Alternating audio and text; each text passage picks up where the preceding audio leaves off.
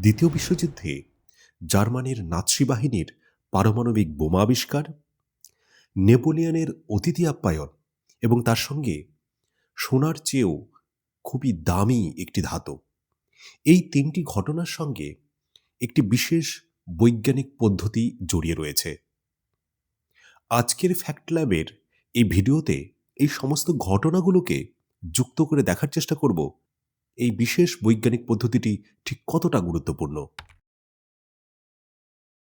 এটি হলো সেই ধাতু যে ধাতু করে ফরাসি সম্রাট নেপোলিয়ন তার বিশেষ অতিথিদের থালায় খাবার পরিবেশন করতেন। এরপর এলো 1886 সাল।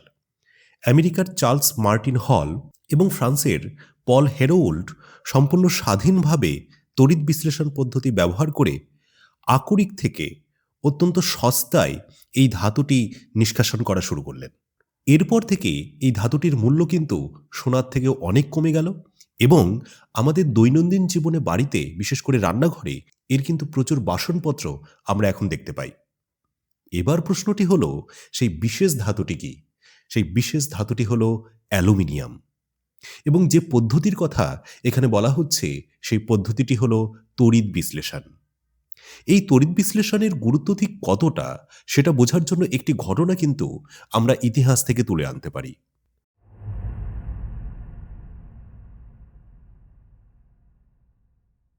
সময়টি হলো দ্বিতীয় বিশ্বযুদ্ধের সময়কাল। নাৎসি জার্মান বাহিনী নিউক্লিয় বোমা আবিষ্কারের কিন্তু প্রচণ্ডভাবে চেষ্টা করছেন এবং তার জন্য একটি কাঁচামাল হলো ভারী জল।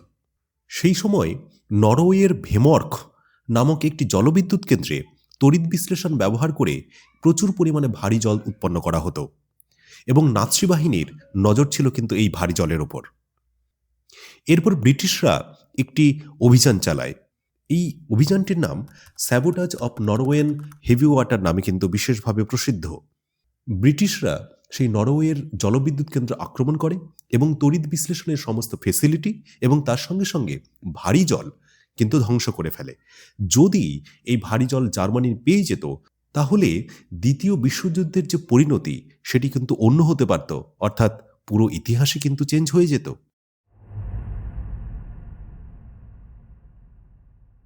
ভারতবর্ষে যখন তড়িৎ বিশ্লেষণ ছিল না, তখন কোনো অর্নামেন্টসের উপরে অথবা কোনো তরোয়াল অথবা মূল্যবান কোনো উপহারের ওপরে কিভাবে অন্য ধাতুর প্রলেপ দিয়ে কারুকার্য করা হতো তারও ইতিহাস এবং পদ্ধতি আমরা সংক্ষেপে দেখে নেব। এবং তার সঙ্গে থাকছে দিল্লির কুতুব মিনারের পাশে যে লৌহস্তম্ভ রয়েছে তাতে কেন মরিচা পড়েনি তার একটি স্পষ্ট বৈজ্ঞানিক ব্যাখ্যা।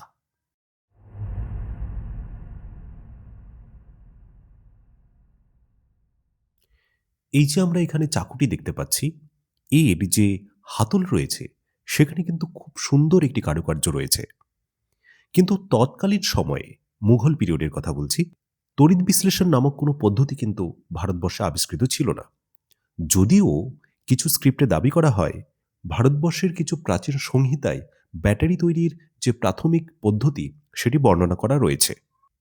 তড়িৎ বিশ্লেষণ আবিষ্কার হওয়ার পূর্বে, মুঘল পিরিয়ড অথবা তার পূর্ববর্তী সময়ে ভারতবর্ষে বিভিন্ন অর্নামেন্টসের উপরে যে প্রলেপ দেওয়া হতো সেটি কিন্তু মূলত গিল্ডি পদ্ধতি অনুসরণ করা হতো। কি এই গিল্ডিং পদ্ধতি? এই গিল্ডিং পদ্ধতির একটি অন্যতম ভাগ হল মার্কারি গিল্ডিং। আমরা জানি মার্কারি অর্থাৎ পারদ যে কোনো ধাতুকে কিন্তু সহজেই পারমাণবিক আকারে নিয়ে যেতে পারে। এই ধর্মকে কাজে লাগিয়ে সোনাকে পারদে গুলিয়ে একটি ঘন মিশ্রণ তৈরি করা হতো এবং এরপর এই মিশ্রণের প্রলেপ দেওয়া হতো সেই নির্দিষ্ট ধাতুর উপরে। এরপর তা আগুনে যদি পোড়ানো হয় তাহলে এই মার্কারি বাষ্প হয়ে উবে যায়, কারণ এর গলনাঙ্ক এবং স্ফুটনাঙ্ক অত্যন্ত কম, এবং পড়ে থাকত সেই মূল্যবান ধাতু যেটি সেই পাতের উপরে কিন্তু খুব সুন্দরভাবে স্থায়ীভাবে বসে যেত। অপরদিকে দিল্লির কুতুব মিনারের কাছে যে চন্দ্রস্তম্ভ রয়েছে সেই স্তম্ভে এই রকম কোনো গিল্ডিং প্রসেস অ্যাপ্লাই করা না হলেও সেখানে ফসফরাসকে প্রচুর পরিমাণে ব্যবহার করা হয়েছিল আয়রনের সঙ্গে। বাতাসের সংস্পর্শে আসার পরে লোহার উপর স্বয়ংক্রিয়ভাবে মিসাওয়াইট নামক একটি আয়রন ফসফেটের হাইড্রোজেনের পাতলা অত্যন্ত শক্ত প্রলেপ কালক্রমে কিন্তু সেই লৌহস্তম্ভের উপরে তৈরি হয়েছে। এর ফলে এটি একটি প্রাকৃতিক প্রলেপের মতো কাজ করছে। তাই এই প্রলেপ কিন্তু এটিকে একটি জংরোধী পরিবেশ দিয়েছে, যার ফলে এই লৌহ স্তম্ভটি কিন্তু ইতিহাসের একটি গুরুত্বপূর্ণ সাক্ষী এখনো কিন্তু বহন করে চলেছে।